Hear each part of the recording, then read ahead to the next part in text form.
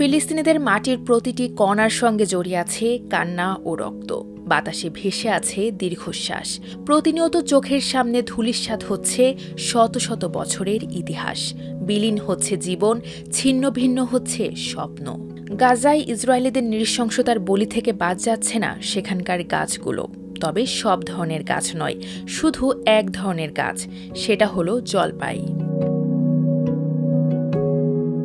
ফিলিস্তিনিদের ঘরবাড়ি ধ্বংস করার পাশাপাশি ইসরায়েলিরা কেড়ে নিচ্ছে অসংখ্য তাজা প্রাণ।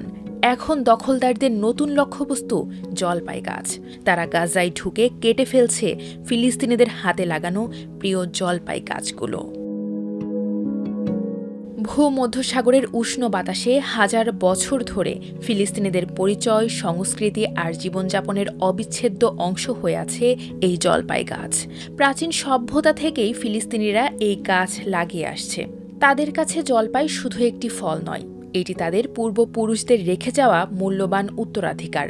খাদ্য থেকে শুরু করে প্রসাধনী, সাবান, ওষুধ, এমনকি জ্বালানি ও নির্মাণ সামগ্রী হিসেবেও জলপাইয়ের ব্যবহার চলে আসছে শতাব্দীর পর শতাব্দী ধরে। বর্তমানে অধিকৃত ফিলিস্তিনির ভূমির অর্ধেক কৃষিজমিতে জলপাই চাষ হয়। এটি তাদের সবচেয়ে অর্থকরী ফসল। ভালো মৌসুমে জলপাই রপ্তানি ফিলিস্তিনিদের অর্থনীতিতে প্রায় $200 মিলিয়ন যোগ করে। জাতিসংঘের তথ্যমতে পশ্চিম তীরের প্রায় 1 লাখ পরিবার জলপাই মৌসুমের আয়ের ওপর নির্ভরশীল। এর মধ্যে শতকরা 15% নারী শ্রমিক। কিন্তু জলপাই চাষ ফিলিস্তিনিদের জন্য কেবল একটি কৃষিকাজ নয়, এটি তাদের আত্মিক ও সাংস্কৃতিক পরিচয়ের অবিচ্ছেদ্য অংশ। ফিলিস্তিনিরা জলপাই গাছকে সুমুদ বা ধৈর্য ও টিকে থাকার প্রতীক হিসেবে বিবেচনা করে।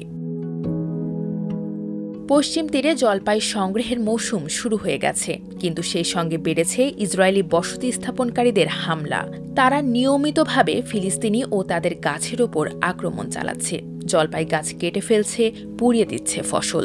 মূল উদ্দেশ্য ফিলিস্তিনিদের আয় থেকে বঞ্চিত করা ও ভয়ভীতি দেখিয়ে তাদের জমি থেকে উচ্ছেদ করা।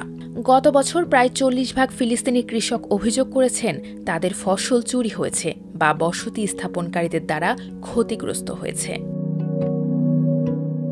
জলপাই গাছ লাগানো ফিলিস্তিনি কৃষকদের উপর বাড়তে থাকা হুমকি নিয়ে সতর্ক করেছে জাতিসংঘের বিভিন্ন সংস্থা ও মানবাধিকার সংগঠনগুলো। তারা বলছে গাজার উর্বর কৃষিজমি ধ্বংস করে খাদ্যকে যুদ্ধের অস্ত্র হিসেবে ব্যবহার করছে ইসরায়েল। জাতিসংঘের মানবাধিকার অফিসের প্রধান অজিত সানঘে আন্তর্জাতিক সম্প্রদায়কে ফিলিস্তিনের বেসামরিক নাগরিকদের সুরক্ষায় ইসরায়েলের ওপর চাপ দেওয়ার আহ্বান জানিয়েছেন।